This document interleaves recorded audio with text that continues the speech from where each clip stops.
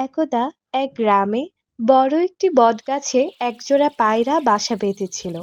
পায়রা দম্পতি খুব সুখে শান্তিতে বসবাস করছিল সে গাছের ঢালে। তারা সারাদিন গ্রামের মাঠে মাঠে ঘুরে ঘুরে নিজেদের খাবার সংগ্রহ করত। একদিন পায়রা দম্পতির ঘরে ছোট্ট দুটি পায়রা ছানার জন্ম হলো। ও, আজ যে আমার কত খুশি লাগছে আমাদের ছানাদের দেখে। তার বলতে আমারও খুব খুশি লাগছে গিন্নি। আমাদের ছানারা একদিন উড়তে শিখবে, আমরা একসাথে খাবার খাবো, অনেক মজা হবে। ঠিক তখনই গাছের নিচ দিয়ে একটি পাখি শিকারী যাচ্ছিল। ওহ, সারাদিন মাঠে মাঠে ঘুরলাম, একটা পাখিও শিকার করতে পারলাম না। আজ মনে হয় না খেয়েই থাকতে হবে।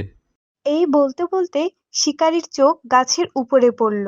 সে দেখলো একজোড়া পায়রা গাছে বসে আছে।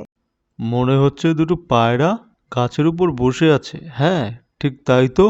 ওহে পায়রা, তোরা আজ আমার শিকার হবি। দয়া করো, আমাদের মেরো না। শিকারি ভাই, আমাদের মেরো না, আমরা অনেক দূরে চলে যাব, দয়া করো। আমাদের দুটো ছানা আছে, আমাদের মেরে ফেললে তারাও না খেয়ে মরে যাবে। শিকারী ভাই, দোহাই, তোমরা আমাদের মেরো না। হা হা হা হা, তোদের এই কান্নায় আমার কি পেট ভরবে? পাষণ্ড শিকারী দয়া মায়া হলো না। সে তীর নিক্ষেপ করে পায়রা দুটোকে মেরে ফেললো। শিকারী পায়রা দুটোকে বাসায় নিয়ে আসলো। গিন্নি, পায়রা দুটোকে ভালো করে রান্না করো।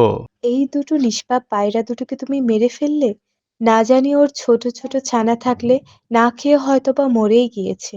এই বলে শিকারীর বউ পায়রা দুটোকে রান্না করলো ও শিকারী তা জমিয়ে খেলো। আর এইদিকে পায়রা ছানা দুটো গাছের নিচে মরে পড়ে রইলো। ১ বছর পর সে পাখি শিকারী একদিন ধান কাটার জন্য গরুর গাড়ি নিয়ে মাঠে যাচ্ছিল। হঠাৎ সে দেখতে পেল তার গাড়ির সামনে একটি ভয়ঙ্কর বিষধর সাপ বসে রয়েছে। ওহ, এদিকে একটা সাপ আমার পথ আটকে বসে আছে। এই সাপ, আমার সামনে থেকে সরে যা, না হয় মেরে গাছে ঝুলিয়ে দেব। আজ তোর শেষ দিন, শয়তান শিকারী। এই বলে সাপ শিকারীর পায়ে বিষাক্ত ছোবল বসিয়ে দিল। শিকারী তৎক্ষণাৎ মারা গেল। তখন সাপ চিৎকার করে বলতে লাগলো, আমার ছানাদের মৃত্যুর প্রতিশোধ, এটা আমাদের ছানাদের মৃত্যুর প্রতিশোধ।